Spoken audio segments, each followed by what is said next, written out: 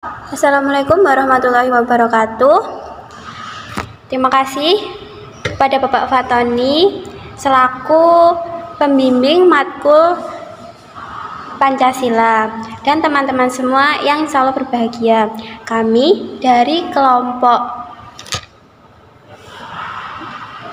7 dengan materi Pancasila sebagai dasar nilai pengembangan ilmu dengan anggota yang pertama ada Aftidakia, yang kedua Ninda Nur Hasanah, dan yang ketiga Olga Kusumasari, dan yang terakhir Romadatul Lailiyah. Untuk materi pertama, saya akan serahkan kepada teman saya yang bertugas.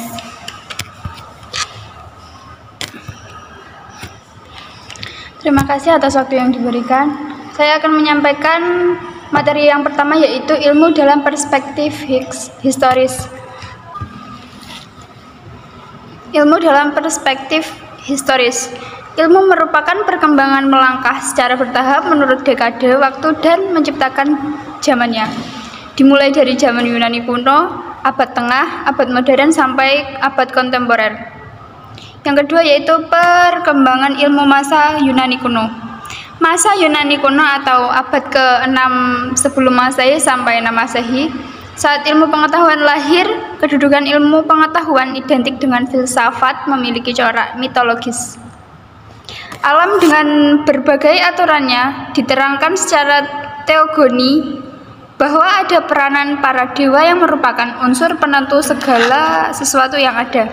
Bagaimanapun corak mitologis ini telah mendorong upaya manusia terus menerobos lebih jauh dunia pergejalaan untuk mengetahui adanya sesuatu yang eka, tetap dan abadi, baik yang bineka, berubah, dan sementara.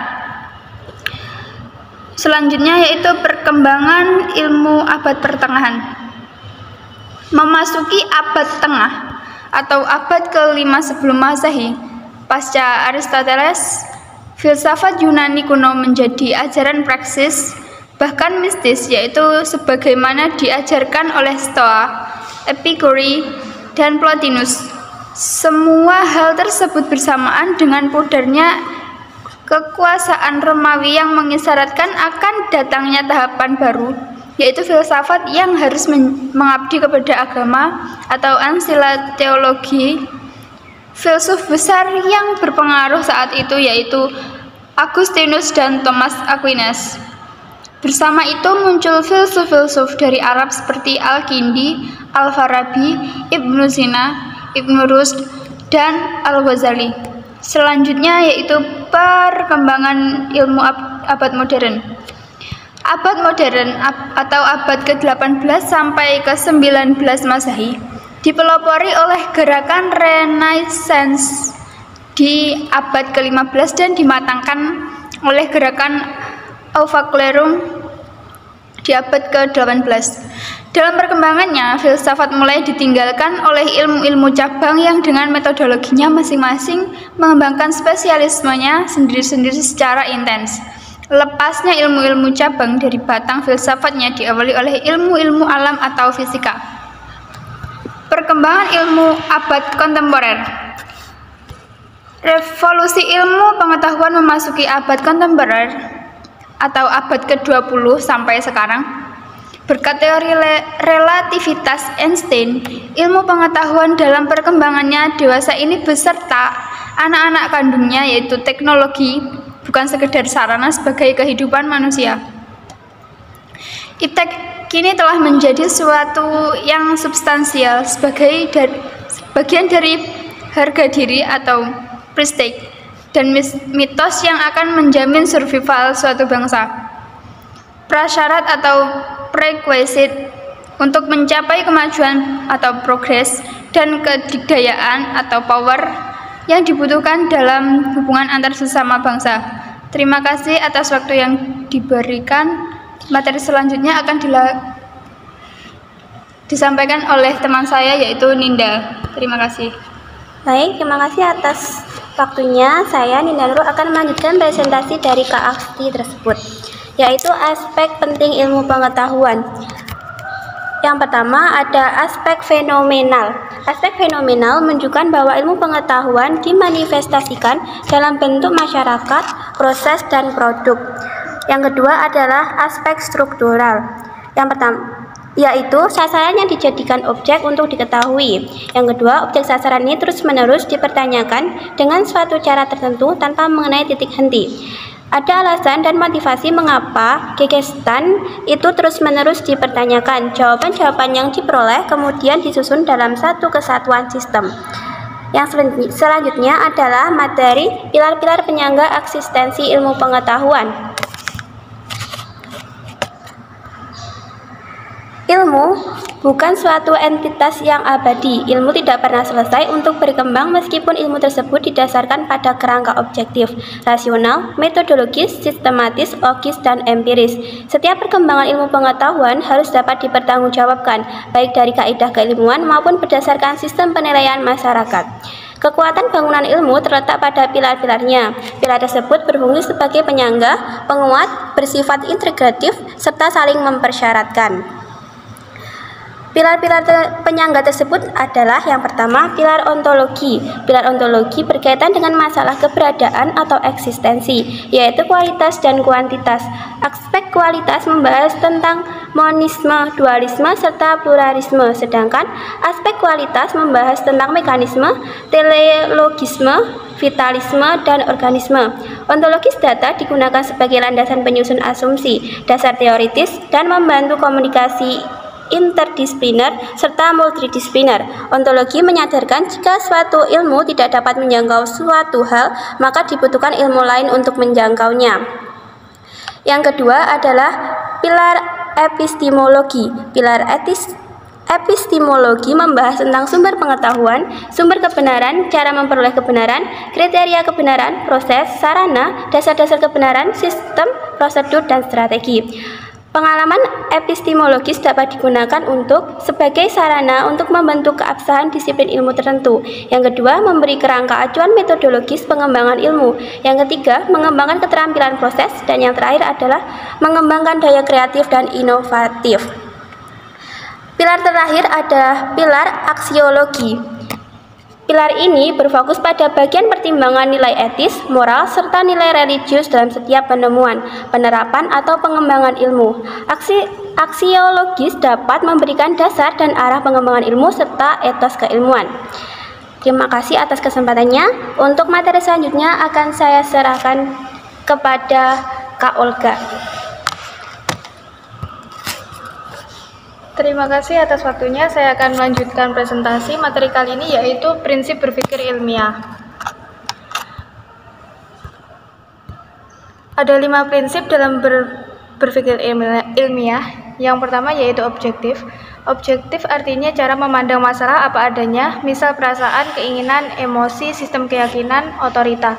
Yang kedua rasional, yaitu menggunakan akal sehat yang dapat dipahami dan diterima oleh orang lain. Yang ketiga logis, artinya berpikir dengan menggunakan asas logika runtut, konsisten, dan implikatif. Yang keempat metodologis, yaitu selalu menggunakan cara dan metode keilmuan yang khas dalam setiap berpikir dan bertindak, misalnya induktif, deduktif, sintesis, hermeneutik, dan intuitif. Yang terakhir yaitu sistematis, yaitu setiap cara berpikir dan bertindak menggunakan tahapan langkah prioritas yang jelas dan saling terikat satu sama lain. Selanjutnya yaitu masalah nilai dalam iptek. Keserba-majmukan ilmu pengetahuan dan persoalannya. Salah satu kesulitan terbesar yang dihadapi manusia dewasa ini adalah keserba-majmukan ilmu itu sendiri. Berbeda dengan ilmu pengetahuan masa lalu, lebih menunjukkan kepekaannya daripada kebinekaannya. Secara metodis dan sistematis, manusia mencari asas-asas sebagai dasar untuk memahami hubungan antara gejala-gejala yang satu dengan yang lain, sehingga bisa ditentukan adanya keanekaan di dalam kebinekaannya. Namun dalam perkembangannya, ilmu pengetahuan berkembang ke arah keserba-majmukan ilmu. Selanjutnya yaitu dimensi moral dalam pengembangan dan penerapan ilmu pengetahuan. Untuk menjelaskan permasalahan tersebut, ada 3 tahap yang perlu ditempuh, yaitu yang pertama, kita melihat kompleksitas permasalahan ilmu pengetahuan dan teknologi dalam kaitannya dengan manusia. Yang kedua, membicarakan dimensi etis serta kriteria yang diambil. Yang ketiga, yaitu berusaha menyoroti beberapa pertimbangan sebagai semacam usulan jalan keluar dari permasalahan yang muncul. Selanjutnya, beberapa pokok nilai yang perlu diperhatikan dalam pengembangan iptek, yaitu yang pertama, rumusan hak asasi merupakan sarana hukum untuk menjamin penghormatan terhadap manusia. Yang kedua, keadilan dalam bidang sosial, politik, dan ekonomi sebagai hal yang mutlak. Ketiga, soal lingkungan hidup, tidak ada seorang pun yang berhak menguras atau mengeksploitasi sumber-sumber alam dan manusiawi tanpa memperhatikan akibat-akibatnya pada seluruh masyarakat. Dan yang terakhir yaitu nilai manusia sebagai pribadi berdasar hubungan sosialnya, dasar kerohanian dan penghayatan hidup sebagai manusia dikesampingkan. Bila pengembangan ilmu dan teknologi manusiawi, perhatian pada nilai manusia sebagai pribadi tidak boleh kalah oleh mesin. Hal ini karena sistem teknokrasi cenderung dehumanisasi. Terima kasih. Materi selanjutnya akan disampaikan oleh Romadotul.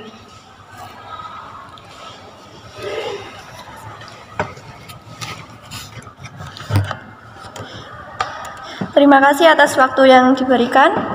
Saya akan melanjutkan materi tentang Pancasila sebagai dasar pengembangan iptek, yaitu konsep Pancasila sebagai dasar nilai pengembangan ilmu.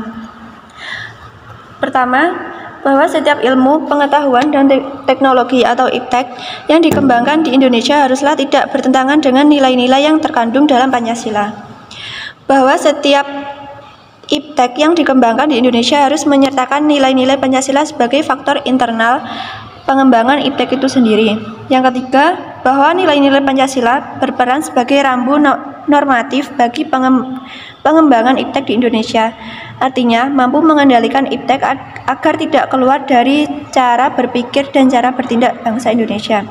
Yang keempat, bahwa setiap pengembangan iptek harus berakar dari budaya dan ideologi bangsa Indonesia sendiri, atau yang lebih dikenal dengan istilah indigenisasi ilmu atau pempribumian ilmu.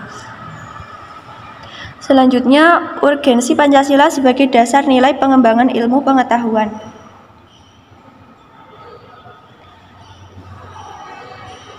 Sebelum masuk materi tentang urgensi itu kata dasar dari urgen yang mendapat akhiran i, yang berarti sesuatu yang jadi bagian atau yang memegang peran utama atau unsur yang sangat penting.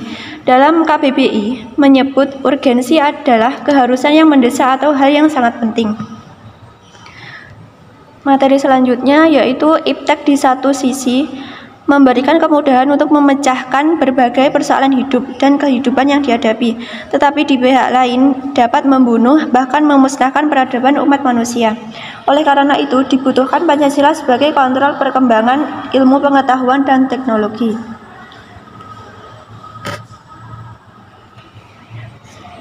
Pluralitas ini adalah keberagaman atau keanekaragaman yang ada pada masyarakat. Contohnya adalah adanya keberagaman suku, budaya, bahasa, agama, ras, dan lainnya. Pluralitas ini yang berkembang dalam kehidupan bangsa Indonesia dewasa ini seiring dengan kemajuan iptek menimbulkan perubahan dalam cara pandang manusia tentang kehidupan. Hal ini membutuhkan renungan dan refleksi yang mendalam agar bangsa Indonesia tidak terjerumus ke dalam penentuan keputusan nilai yang tidak sesuai dengan kepribadian bangsa. Dampak negatif dari yang ditimbulkan oleh kemajuan iptek terhadap lingkungan hidup berada dalam titik nadir yang membahayakan eksistensi hidup manusia di masa yang akan datang. Oleh karena itu diperlukan tuntunan moral bagi para ilmuwan agar pengembangan iptek di Indonesia terus berkembang. Lalu, pengembangan iptek yang didominasi negara-negara barat dengan politik global ikut mengancam nilai-nilai khas dalam kehidupan bangsa Indonesia, seperti spiritualitas, gotong royong, solidaritas, musyawarah, dan cita rasa keadilan. Oleh karena itu, diperlukan orientasi yang jelas untuk menyaring dan menangkal pengaruh nilai-nilai global yang tidak sesuai dengan nilai-nilai kepribadian bangsa Indonesia. Sekian dari saya kembalikan ke moderator. Baik, terima kasih atas perhatian kalian semua. Kami dari kelompok 3 mohon undur diri, dan apabila ada kesalahan kami mohon maaf yang sebanyak-banyaknya. Terima kasih. Wassalamualaikum warahmatullahi wabarakatuh.